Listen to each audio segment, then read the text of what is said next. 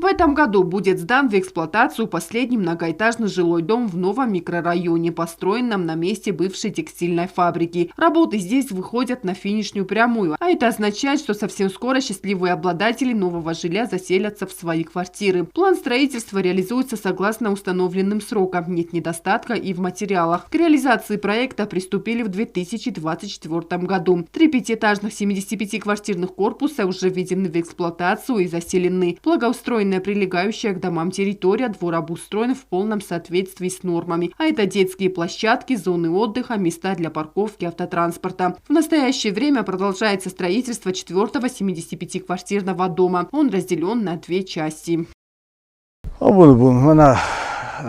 Потолочный плиту склейканич, шпаглевка откостама сарденч, маса шаттаканич кроскама, дуарта варт фейстам, мана винкта розенч.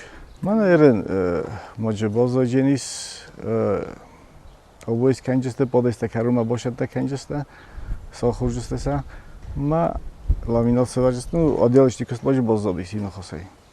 На придомовой территории обустроят детские игровые площадки, установят лавочки и навесы для отдыха. Будет наружное освещение.